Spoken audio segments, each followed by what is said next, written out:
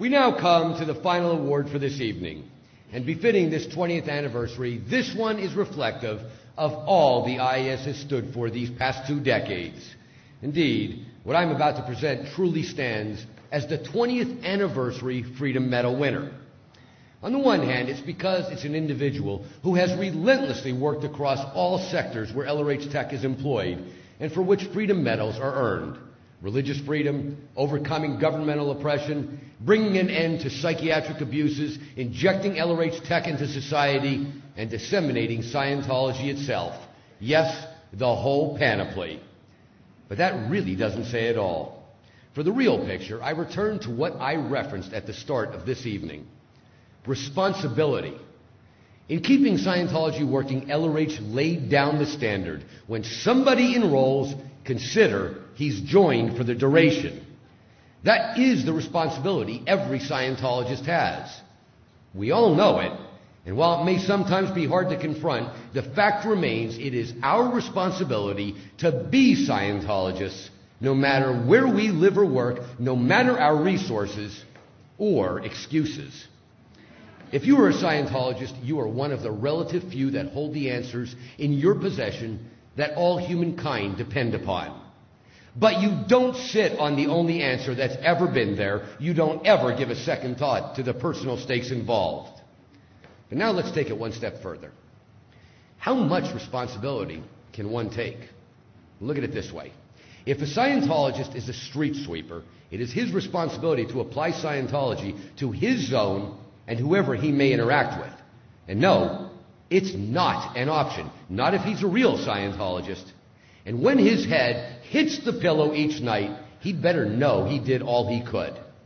Yes, all manner of reasons could exist to not do so, but let's face it, he might be able to fool others, but not himself. Similarly, a housewife has the same responsibilities for her family and extending out to the school her children attend and so forth. Then again, a corporate executive. It isn't a matter of simply being a wise member or a this member or a that member. When you stepped on the path and had your first cognition, you also became a part of the urgent mission to carry it forth. But let's take it another step. How much does one have to do to take responsibility for doing all he can? It's easy to see that the zone of influence of the corporate executive could be greater than the housewife, which in turn could be greater than the street sweeper. That may not seem fair, but neither is life. And it has zero to do with what others might say. No, it rests on one's own shoulders, and it's the individual himself who must know he's doing his part and all he can do. After all, you have to live with yourself, and when your head hits your pillow, it is you who you must live with. Bearing that in mind, the street sweeper, the housewife, the corporate executive, well, what happens when your zone of influence is the global stage? How much must one do to call themselves a Scientologist? How much so that when their head hits the pillow, they can live with themselves, knowing they did all they could do? That is our final story this evening. It's a story that affects every Scientologist, for all of us are the beneficiaries of what he presents.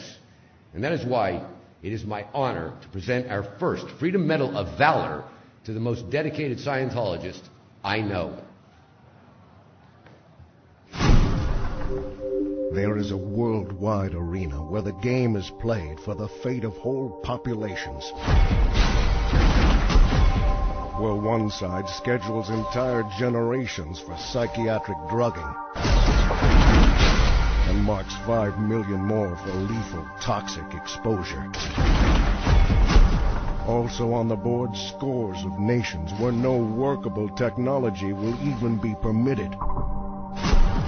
And plans in play to keep people so re-stimulated they can barely envision a future, much less consider the eternal scope of Scientology. But there's someone on the other side of that global arena, someone advancing Scientology on a fully epic scale to a very different future. And he is Class 4 OT7, Platinum Meritorious, and IAS Freedom Medal of Valor winner, Tom Cruise. The biggest movie biggest film star in the world. The biggest movie star in the world, and a really, really nice guy. Let's all take a deep breath because Tom Cruise is here! The killer, Tom Cruise! The man, the legend, Tom Cruise!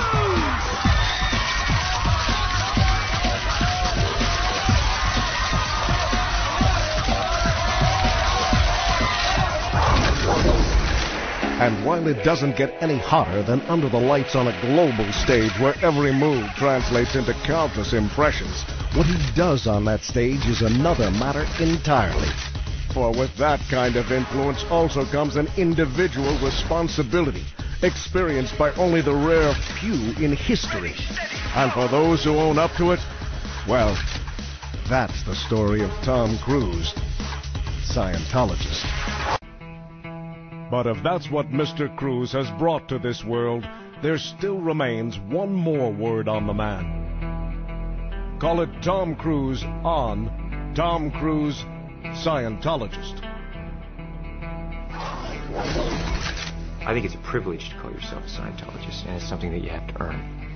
And because a Scientologist does, he or she has the ability to create new and better realities and improve conditions. Being a Scientologist, you look at someone and you know absolutely that you can help them. So for me, it really is KSW, and it's just like, it's something that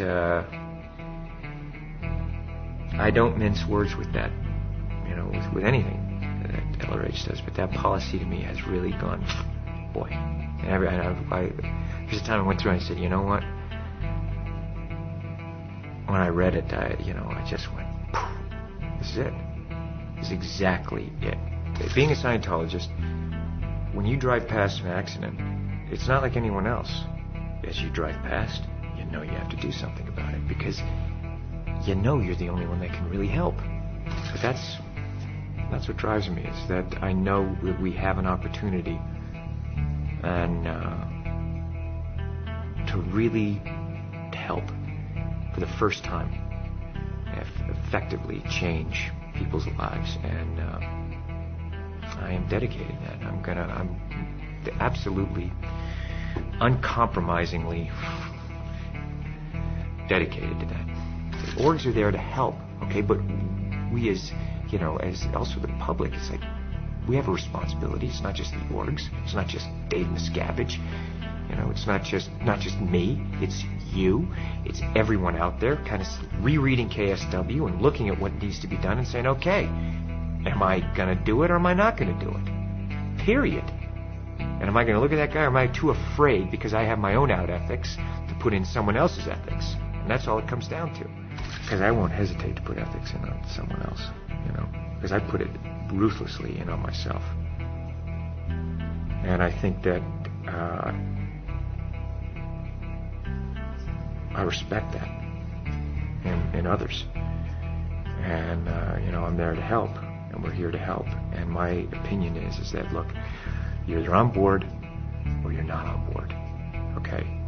But just, if you're on board just like the rest of us, period. We are the authorities on getting people off drugs. We are the authorities on the mind. We are the authorities on improving conditions. Criminon, we can rehabilitate criminals. Way to happiness, we can bring peace and unite cultures. That once you know these tools and you know that they work, it's not good enough that I'm just doing okay. Traveling the world and meeting the people that I've met, talking with these leaders in various fields.